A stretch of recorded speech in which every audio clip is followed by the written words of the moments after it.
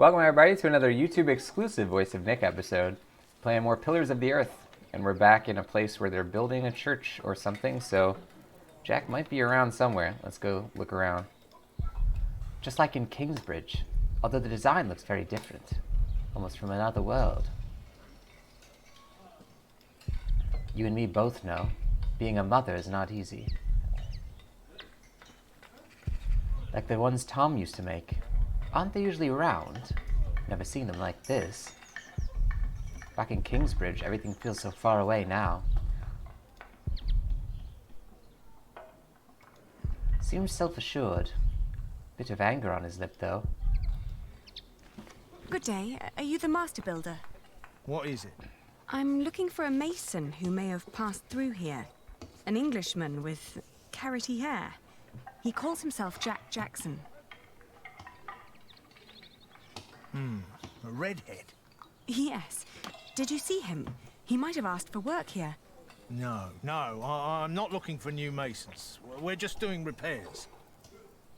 Ah, but was he here? No, never seen him. Now, stand back, woman. Something could fall on your baby's head.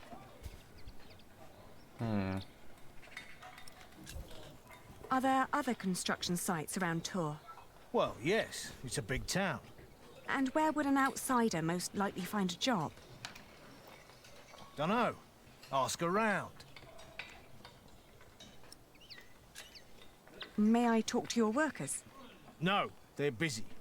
And I can assure you they have nothing to say on that matter. Perhaps I'll talk to them once they've finished for the day. It would be a waste of time.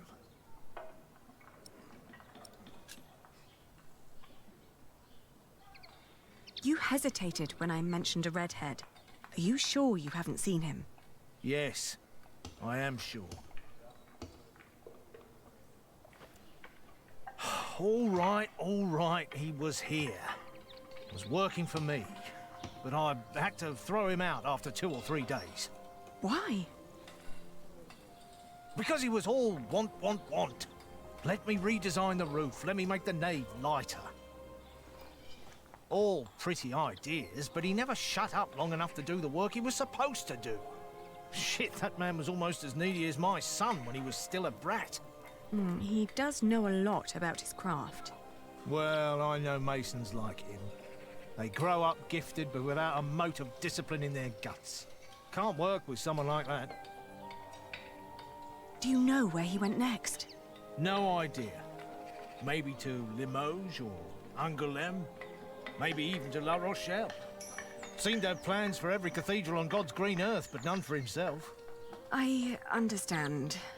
I'll leave you to it then. Bon voyage.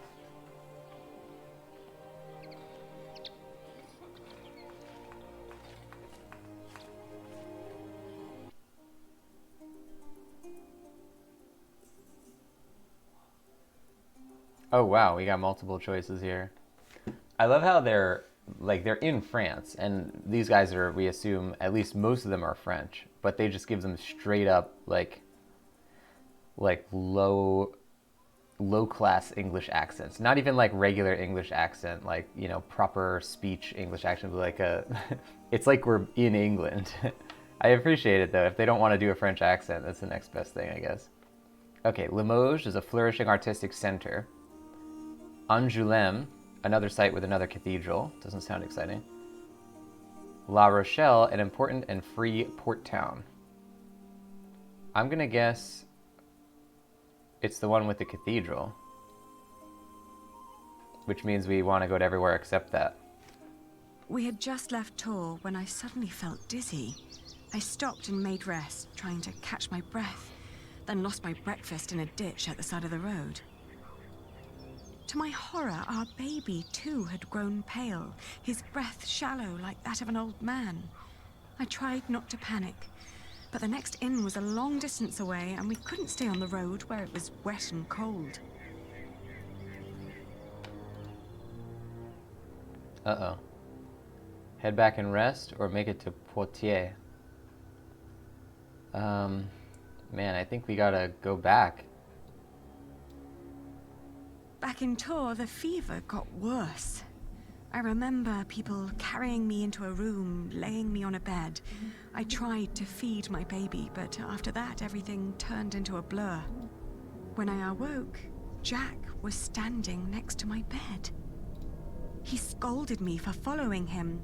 "You know you could go anywhere you want," he whispered. "Why be stupid and follow me?" I tried to answer, but he just opened the window and jumped out, heading toward ancient Greece, or maybe all the way to Arabia. And in my feverish mind, I followed him.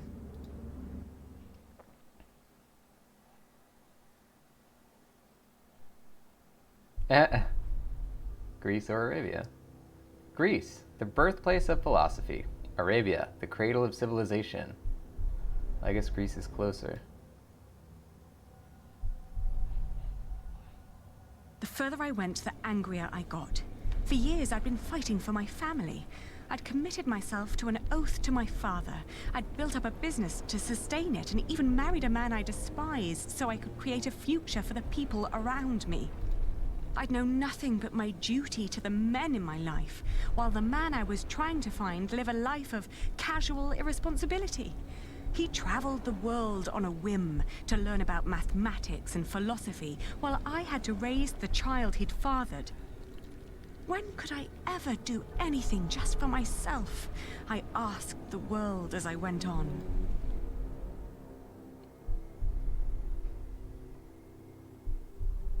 Kingsbridge, a site of great failure.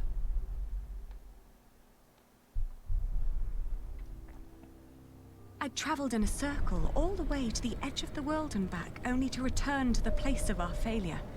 With my eyes closed, I listened to the sound of ripping yarn and crumbling walls, and of coaches carrying good people away into a cloud of crimson dust.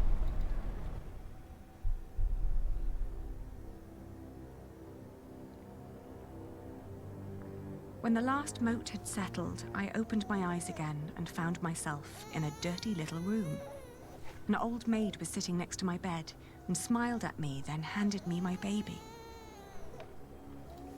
Oh, dear God, he still looked so pale.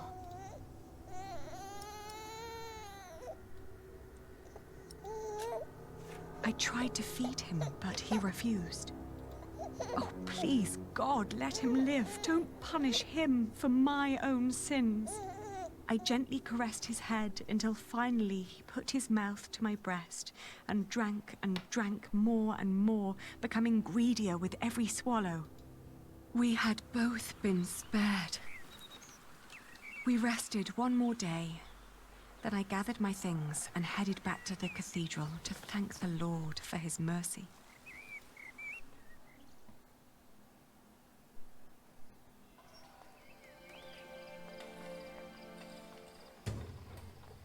I need to thank the Lord for sparing our baby's life. I can't talk to this guy.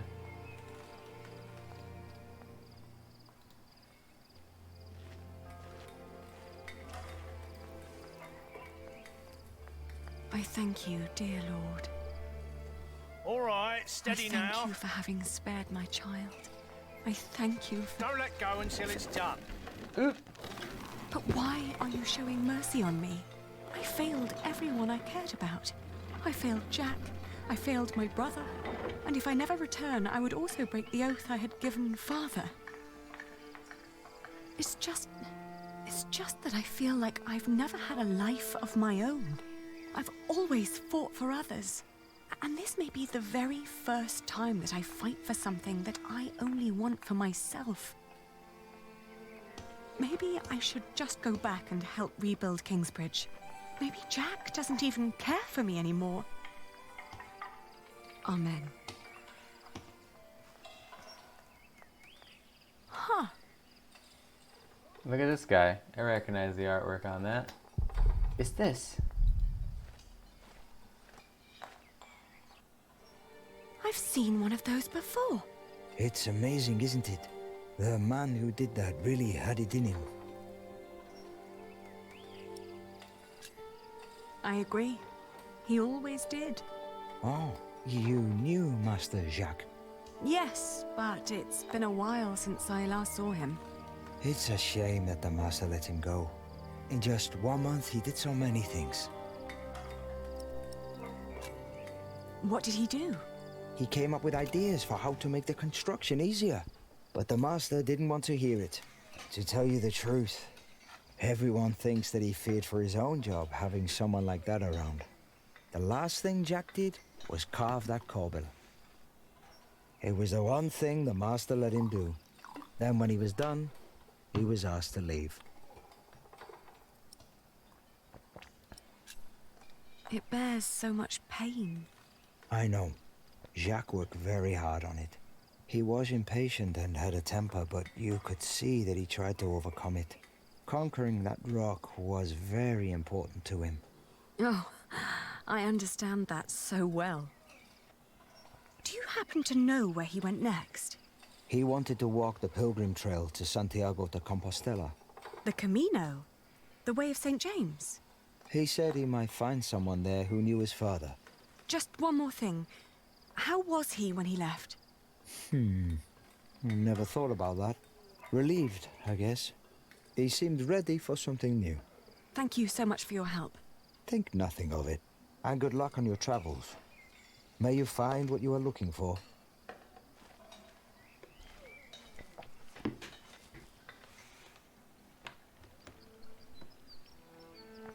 Isn't it odd? Just when you stop looking, you come across the most curious of things. Like these 3 devices that one of my merchants brought back from Baghdad. Oh no. Is it another one of your Banu Musa toys, Rashid? They're not toys, Adriel. They're objects of scholarly ingenuity and reflection. I will let my valued friend from the north do the honors.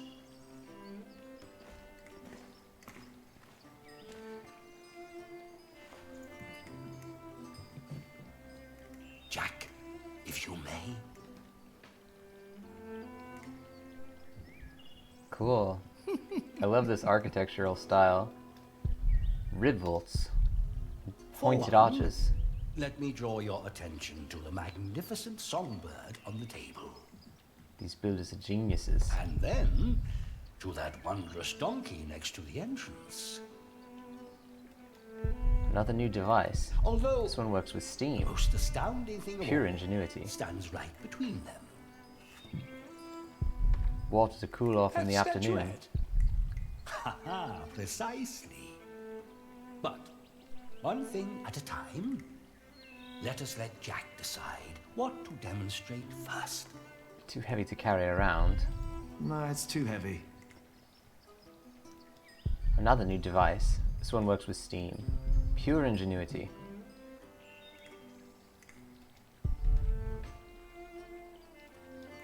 It's fitted perfectly into the device, but can be easily removed.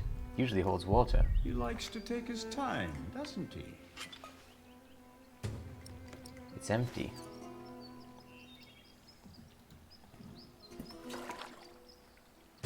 It's filled with water. This is cool. And now? Now, Jack will heat the water in the tank. A wick dipped in tallow and wrapped in wax. This too must have been a clever invention once. How easy it is to lose one's sense of awe. I'll just put this lit candle in my pocket. Rashid must never know I burnt down a cathedral.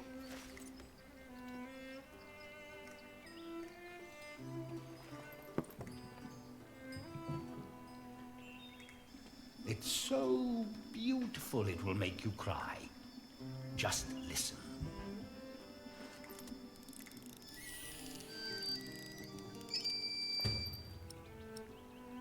The Banu Musa.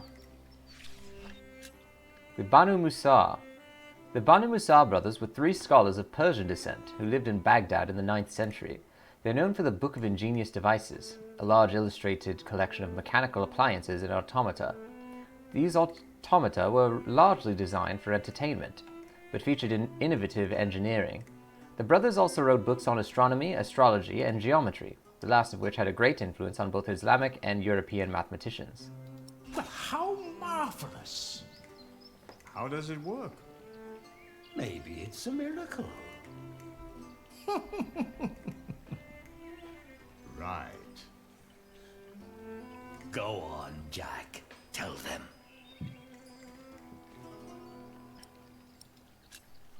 There's a hidden wheel inside the box. It turns an axle that in return raises and drops a sequence of small cylinders inside. These cylinders work like fingers playing a flute. But who is blowing into the flute? Steam. Steam? Yes. When I opened the pipe, it gradually pushed itself into the tube. The power of steam. For once, I must agree, this is brilliant. Of course! It was created by a Muslim after all. Let's not get ahead of ourselves. What else have you got, Rashid? Anyone care for some tea?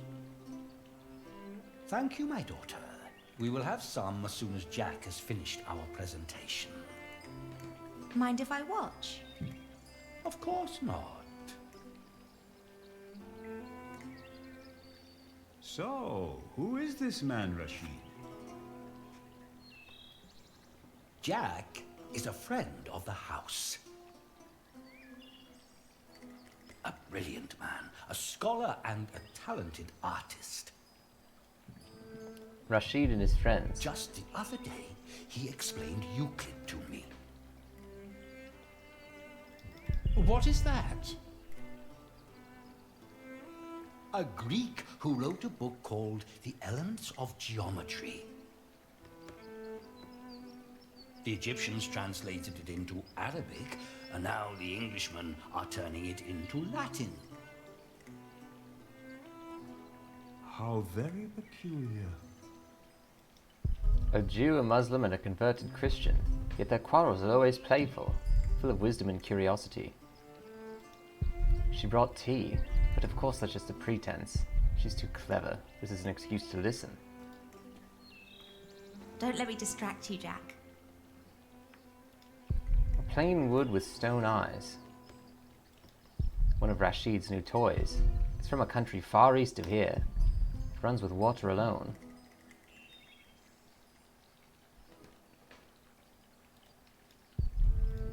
With no mechanism or machinery, no one knows how she works.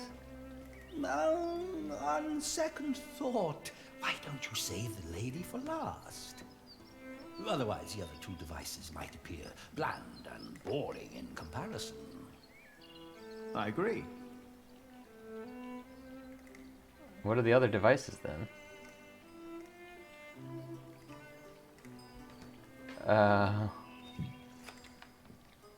don't know.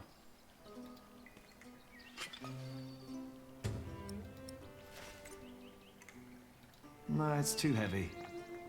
Can I fill this up again? Oh, maybe I can put it in a donkey instead? I could watch this man scoop up water all day. Aha.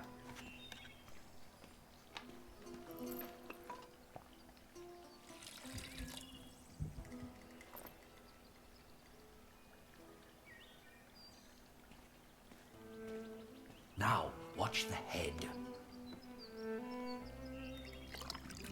Just any moment now.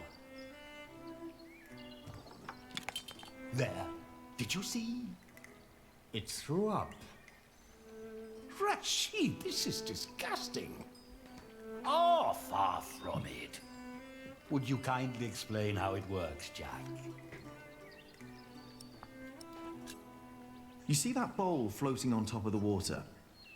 At the bottom of that bowl is a small hole. Through it, the bowl is slowly filled with liquid. Once it's full, it sinks, pulling a string which makes the ball drop onto a weight. This, in return, pulls the bowl up again, emptying it in the process.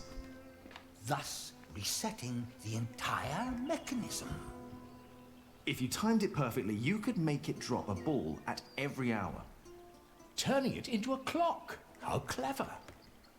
For me, it's still nothing more than a puking donkey. Show us more, Rashid. One could join those two and build a singing donkey clock. One song after every hour. That would be pretty clever. I know, right? You could be the one to build it. Oh, that would be unfair. It's your invention. I would let you have it. Or we design it together.